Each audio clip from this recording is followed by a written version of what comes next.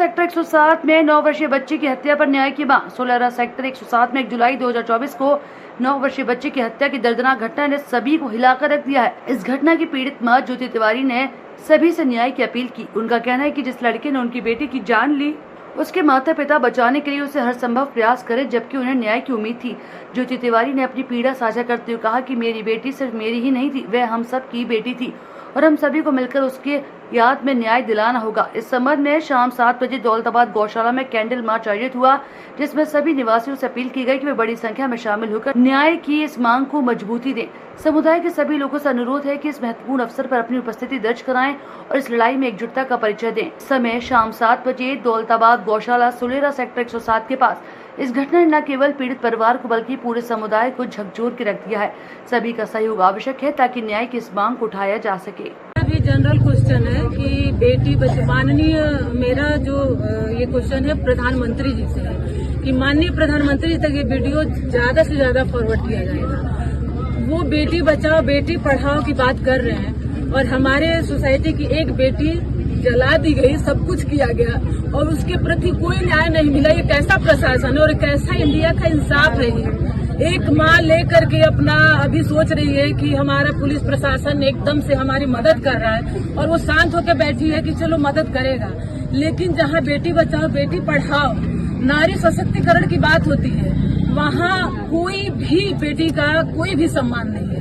अगर इस मामले को दबाया गया तो हर बेटी हर औरत अपने आप से नफरत करने लगेगी। तो ये वीडियो मैं सिर्फ माननीय प्रधानमंत्री जी के लिए बोल रही हूँ। जब हमारा कोई भी वर्ष चालू होता है तो फरवरी में सबसे पहले आती है बसंत पंचमी, जिसमें हम सरस्वती पूजन करते हैं। उसके बाद अप्रैल में आती है दुर्गा पूजा, जिसमें हम फिर दुर्गा जी की पूजा करते हैं। उसके बाद जन्माष्टमी, उसके बाद फिर नवरात्रि आते हैं, फिर दिवाली आते हैं। ऐसी कोई पूजा नहीं है जिसमें हम स्त्री को देवी के समान पूजते ना। और हमारे देश में जो औरतों के साथ हो रहा है वो बिल्कुल भी कल्पनीय नहीं है, अकल्पनीय है। कलकत्ता हो, यूपी हो, हर जगह लड़कियों को एक वस्तु समझ लिया गया है, जिनका कुछ लोग उपभोग कर रहे हैं। और ये मेरी समझ से बाहर है। मेरी भी एक लड़की है, आप सबके भी लड़कियां होंगे। 1 जुलाई को जो हमारी सोसाइटी में जो घटना घटी वो बहुत ही निंदनीय है, जिसकी जितनी निंदा की जाए वो बहुत कम है। एक लड़की को पहले मार दिया गया गला घोंट के, उसके बाद उसको जला दिया गया। ये और उस लड़के को बचाने के लिए उसके माँ बाप अब पुरजोर कोशिश कर रहे हैं। यहाँ से घर बेच के पैसा इकट्ठा कर लिया उन्होंने और वो पैसा उस लड़के को बचाने में लगा, बेल कराने में लगे हुए हैं। तो मेरी प्रशासन से यही मांग है, इस लड़के को ना तो बेल दी जाए, इसकी उम्र कैद या फांसी की सजा उससे कम होनी नहीं चाहिए। ये घटना बहुत ही शर्मसार है। हम सब बच्चे, छोटे छोटे बच्चे देखा था, इतनी छोटी बच्ची इतनी निर्मम हत्या से हुई है, उसको देख करके पूरी सोसाइटी का रूह कांपी है और पूरी सोसाइटी यही मांग करती है कि इस बच्चे को फांसी की सजा दी जाए। जो भी घटना घटी उस दिन बहुत ही शर्मनाक थी। मेरा तो एक ही मानना है कि उस दिन जो हुआ वो नहीं होना चाहिए था। वो सब गलती उसके परिवार वालों की, उन्हें पता था। एक दिन पहले की भी घटना है, कुछ महीने पहले की, मेरे एक दोस्त के बेटे के साथ उसका झगड़ा हो गया था। तो हम जब उसके घर पे समझाने गए तो उसकी माता ने उल्टा हमें बोला, जी आप गलत इल्जाम लगा रहे हो मेरे बेटे पे। उसी दिन अगर उसे कंट्रोल कर लिया होता तो आज ये नौबत शायद नहीं आती जो हुआ। और कानून से भी मेरी एक ही हाथ जोड़ के विनती है कि उसकी उम्र ना देखी जाए और जो उसकी हरकत है वो बहुत एक शातिर क्रिमिनल की हरकत है, उस पर गौर किया जाए और उसको उसके हिसाब से सजा दी जाए। और हमारी तरफ से जितना भी बन पड़ेगा हम परिवार के साथ हैं, जो भी होगा हमसे इनके लिए हम करेंगे। देखिए, ये जो घटना हमारे सिग्नेचर ग्लोबल सोलेरा सेक्टर 107 में घटी 1 जुलाई को, यह घटना ऐसी थी जो हम कल्पना नहीं कर सकते हैं। एक परिवार जो दूसरे परिवार का मित्र है, जिसका बालक, जो लड़का जिसने ये हरकत करी, अमन उसका नाम है, वह उस परिवार को जानता है, उस लड़की को जान रहा है, भाई बहन का रिश्ता है, और उसके बाद उसने इस रिश्ते को कलंकित किया और उस लड़की की जिस तरह से निर्मम हत्या की घर में और उसको जलाया। इस घटना के बाद हमारी पूरी सोलेरा सोसाइटी अभी भी इस घटना से बाहर नहीं उबर पाए हैं और हमें ये पता चल रहा है कि अब उसके माँ बाप एक तरफ आश्वासन दिया कि हाँ भाई ठीक है, हम आपके साथ हैं और ये सब है, और अब वो ऐसा कर रहे हैं कि बच्चे को बचाने की कोशिश कर रहे हैं।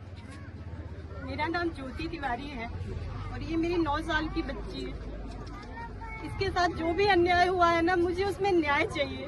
मैं आपको पूरी घटना बताना चाहती हूँ कि उस दिन सुबह जब मैं घर पे थी अपने, तो 8:30 बजे उनका छोटा बेटा मेरे घर आया और बोला कि आप अपना बच्चा दे दो आंटी, मुझे मेरे बड़े भाई ने खेलने के लिए मंगाया है। तो मैंने अपना बच्चा उनको खेलने के लिए दे दिया।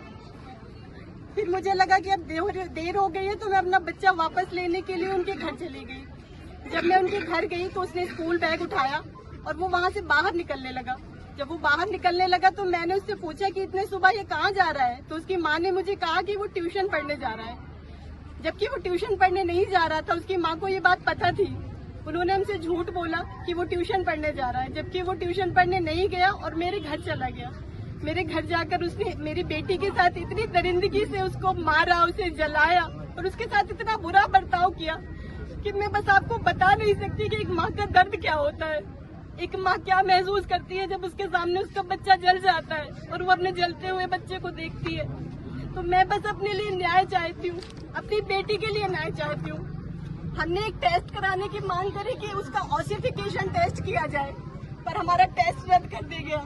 अब हम चाहते हैं कि हमें न्याय मिले, मेरी बेटी को न्याय मिले, उसका मेंटल टेस्ट कराया जाए, उसका ऑसिफिकेशन टेस्ट कराया जाए और उसे एक दिन के लिए छोड़ा न जाए, उसका क्राइम देखा जाए।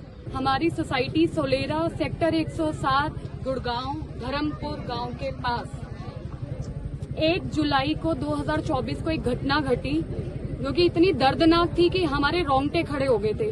सोसाइटी का एक एक इंसान कांप गया था। एक 9 साल की बच्ची के साथ जो किया गया था वो बताने लायक भी नहीं है।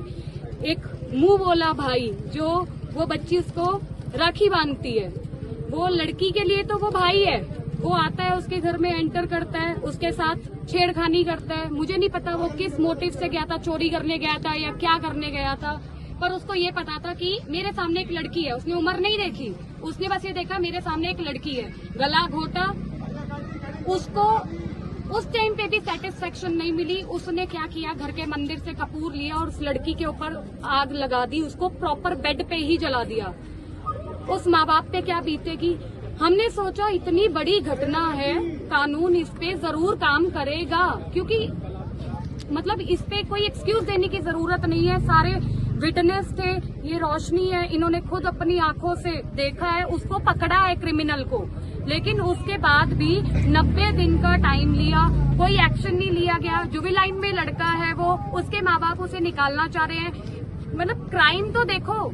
मैंने ये देखा कि भाभी जोर जोर से गेट बजा रही थी, तो मैं भी बाहर निकली। मैंने कहा भाभी क्या हुआ, कह रही पता नहीं गेट नहीं खोल रही लड़की। मैं कहा अच्छा मैं अपनी खिड़की से देखती हूँ। जैसे ही मैं अपनी खिड़की से बाहर निकली तो उन्होंने वो लड़का खिड़की से कुंडी खोल रहा था बालकनी की अपनी, और एकदम से बाहर आया। जैसे मैंने अपनी खिड़की खोली तो वैसे वो दिख गया मुझे कि अंदर है, कोई लड़का है। तो मैंने भाभी को बोला अंदर किसी को छोड़ के गए हो, कह रही थी नहीं। मैं कहा अंदर लड़का है कोई। फिर हमें वो जाल से भी दिख रहा था कि इनका मेन गेट नहीं बंद था, इनका सिर्फ वो जाल बंद था। तो मुझे दिख रहा था, हल्का सा पर्दा लगा था और दिख रहा था, लेकिन ये नहीं दिख रहा था कौन है अंदर। लड़का तो है ये तो पता था। तो अंधेरा भी था, वहाँ पे धुआं भी हो रहा था। अब मैं कुंडी बजा रही हूँ, खोल दे भाई, कौन है अंदर, कौन है। लड़की नहीं जवाब दे रही थी, कुछ नहीं। अब अंदर आग लगी हुई थी, बहुत ज्यादा आग लगी हुई थी। फिर हमने मेंटेनेंस ऑफिस में कॉल किया, संतोष भैया को कॉल किया, सबको कॉल किया और सब लोग आ भी गए। 2 मिनट के अंदर सब लोग आ गए। फायरमैन अंदर गया, मेरी खिड़की से ही अंदर गया और अंदर जाके गेट खोल के देखा तो वो लड़का अंदर था और इधर उधर भागने की कोशिश कर रहा था। फिर वो उससे पूछा भाई गेट क्यों नहीं खोल रहा था, तो बोल रहा था कि मेरे पैर में लग गई थी, 2 लोग चोर आए थे, यहीं से निकले हैं। जब मतलब सारे गेट बंद हैं तो आप कहाँ से निकले हैं वो। तो फिर ये सब चीजें हुई। उसको बोला कि क्यों नहीं गेट खोल रहे थे, मैं डर गया था, ये सब बहाने बनाने लगा।